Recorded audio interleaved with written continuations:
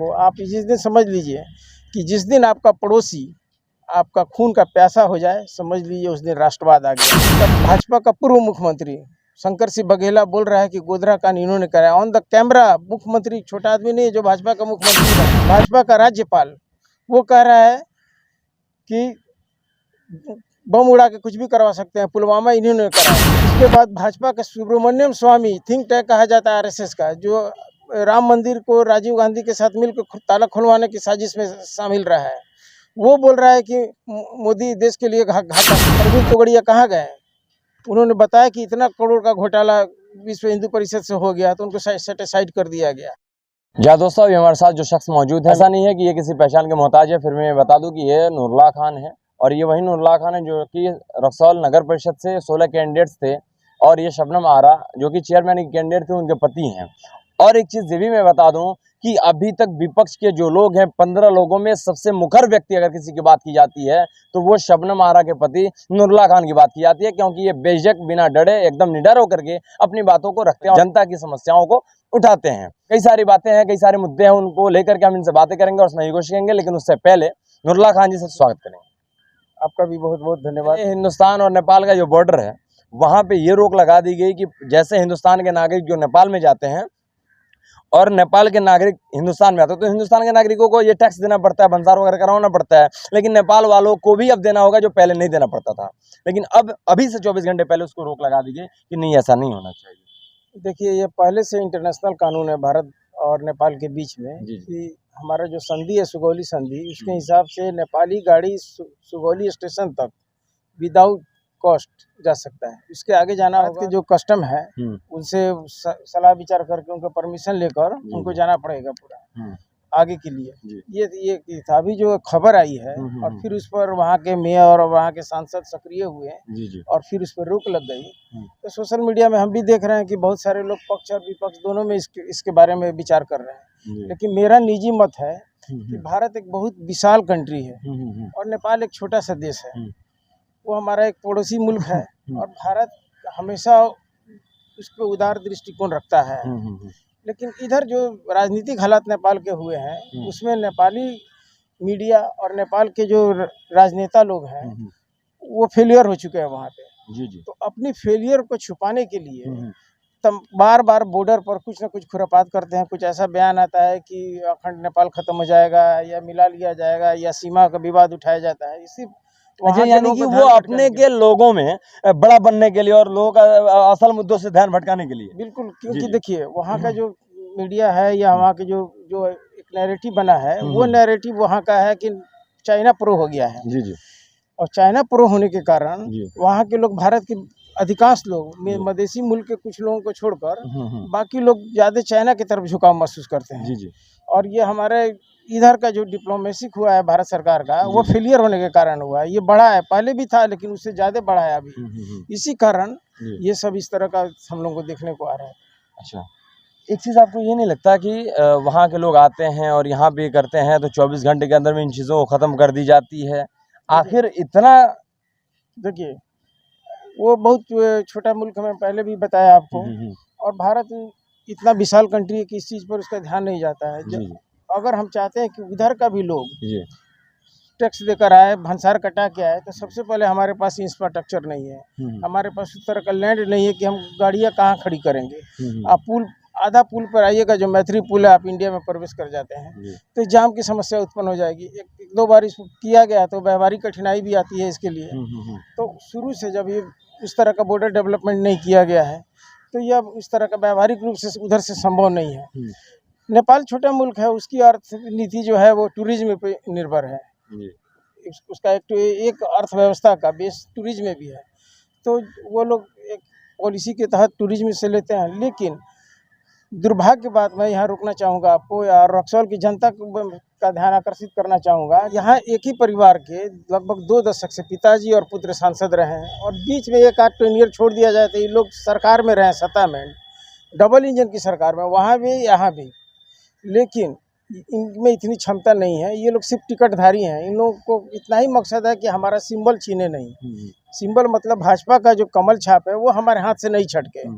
इसके अलावा हमारा कोई वजूद नहीं है। जिस दिन हमसे कमल छिप जाएगा, हमको 5,000 10,000 वोट पे हम सिमट जाएंगे। बिल्कुल तो ये लोग उस लेवल के नहीं है कि जाकर नेपाल के पदाधिकारियों से बात कर सके या अपने मुरली रूप से रख सके पूरा। आप वहाँ के देखिए, वहाँ के मेयर को जनता ने जिताया, कितने कॉन्फिडेंस के साथ वहाँ के सांसद और विधायक आकर विदिन 10 मिनट आके बात कर रहे हैं पूरा, और उसको सॉर्ट आउट करा के चले जा रहे हैं। लेकिन हमारे जो प्रतिनिधि लोग हैं उनके अंदर जमीर नहीं है। जमीर इसलिए नहीं है कि हम वोट नहीं देते हैं मुद्दे पर।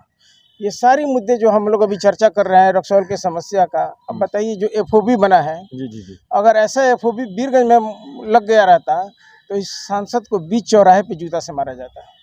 लेकिन उस सांसद को जो एफओबी बनाकर आपके टेस्ट के पैसे का बर्बाद करके लूट लिया है, बंदरबाट कर दिया और जाम को बढ़ा दिया है। उस सांसद को फूल माला पहनाया जाता है, विकास बताया जाता है यहाँ। जब आपने बात इनका कर दिया सांसद महोदय का, तो मैं उन्हीं के थ्रू और उन्हीं से रिलेटेड सवाल करना चाहूंगा कि अभी जो है, अभी जो सिग्नेचर कैंप चलाया जा रहा है उस चीज को आप कैसे लेते हैं सर?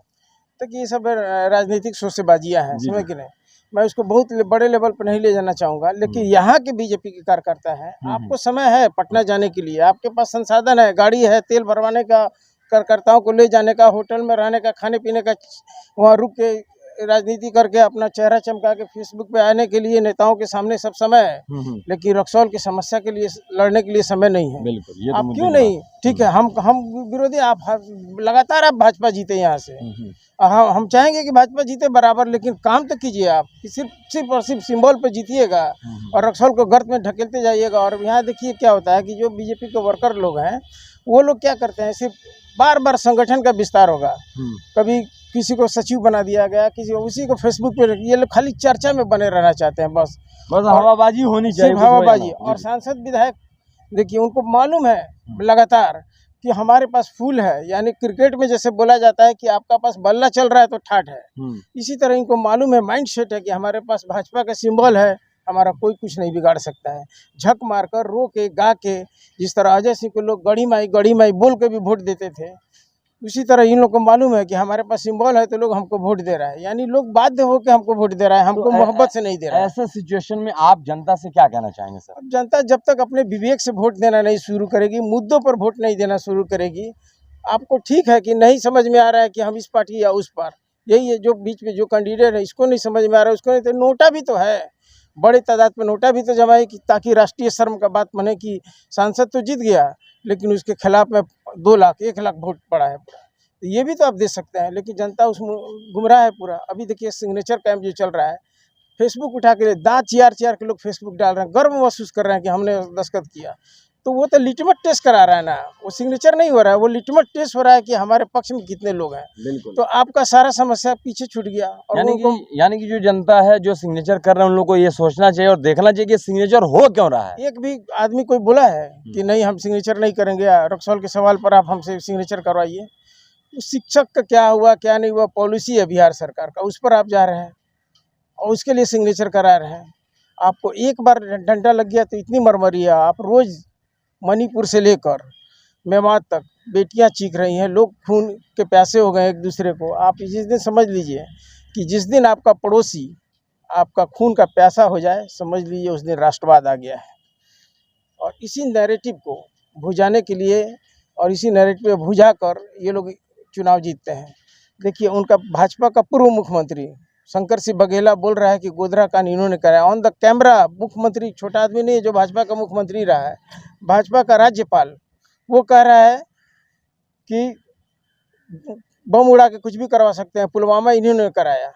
उसके बाद भाजपा का सुब्रमण्यम स्वामी, थिंक टैंक कहा जाता है आरएसएस का, जो राम मंदिर को राजीव गांधी के साथ मिलकर ताला खुलवाने की साजिश में शामिल रहा है, वो बोल रहा है कि मोदी देश के लिए घातक है। और इस तरह का उनके पहले भी जो जितने चिंतक थे, प्रवीण तोगड़िया कहाँ गए, उन्होंने बताया कि इतना करोड़ का घोटाला विश्व हिंदू परिषद से हो गया तो उनको सेटिसाइड कर दिया गया।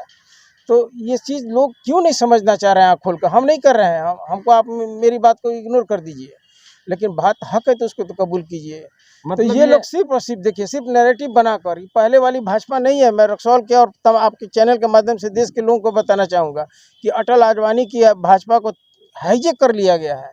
ये कॉरपोरेट पोषित पार्टी है, सिर्फ भाजपा का नाम है और इसमें लोग उनके पीछे पीछे चल रहे हैं। इस तरह से एक नैरेटिव बना दिया गया है। तो इसमें आप अगर विकास की बात करते हैं तो ये बेईमानी है और इसीलिए इन लोगों को पावर नहीं है विधायक सांसद को बोलने का, चूं तक बोलने का पावर नहीं है कि ये लोग जाके कहीं अपनी बात रखें। इनको सिर्फ टास्क दिया जाएगा, जाइए जो हस्ताक्षर अभियान चलाइए, दौड़े दौड़े आके हस्ताक्षर अभियान चलाएंगे, जाइए भाजपा का ही एजेंडा है, इस पर ये अम्बेडकर के नाम पर कुछ बोल के चलाइए। सिर्फ चर्चा में बने रहने के लिए लोग आते हैं और ये लोग किसी मुद्दे पर आपने देखा है कि जाकर बात करें कि हाँ ये मुद्दा है, इसका है। अभी देखिए मेन रोड का जो है फिनिश तक नहीं हुआ, चांदनी चौक कहाँ बनाने वाले थे, क्या बना के रख दिया ये लोग पूरा। और इन लोग के पास शर्म नाम का चीज़ नहीं है, इसलिए शर्म नाम का चीज़ नहीं है। ये शर्मलेस लोग आदमी हैं कि इनको मालूम है कि हमारे पास फूल है, मैं बार बार कहता हूँ, तो मेरा सब कुल कूल है। बस यही इनकी राजनीति है और हम यहाँ के लोग इसमें इसी नैरेटिव में फंसे हुए हैं। दुर्भाग्य से हम लोग मुस्लिम हैं तो हमको हमारी बात को इग्नोर कर दिया जाता है कि मुसलमान बोल रहा है, लेकिन आज नहीं तो कल आपकी अंतरात्मा जागेगी, आपको समझना होगा कि हम सही बोल रहे हैं कि गलत बोल रहे हैं। और इस चक्कर में आपने कहाँ रक्सौल को पहुंचा दिया है। 20 विधायक करोड़पति हो जा रहा है, उसको कितना भारी भरकम वेतन मिल रहा है, कितनी सुविधा मिल रही है, आपको अंदाज़ा नहीं है। हमारे और आपके टैक्स पेयर के पैसे से वो लोग ऐश कर रहे हैं पूरा। और रक्सौल जहाँ था वहीं पर खड़ा हो गया। 25% भी अगर ये लोग वीरगंज के समझ खड़ा कर दिए रहते, ये एक छोटा सा टेरिटरी देश है और हम कितना विशाल कंट्री के मुल्क मालिक हैं पूरा। कितना फ्लाईओवर कहाँ कहाँ बन रहा है, सब कुछ बन रहा है, रोड बन रहा है। रक्सौल क्यों टापू बना दिया गया, क्यों सौतेला व्यवहार हो रहा है रक्सौल के? ये रक्सौल के लोगों को सोचना और समझना होगा।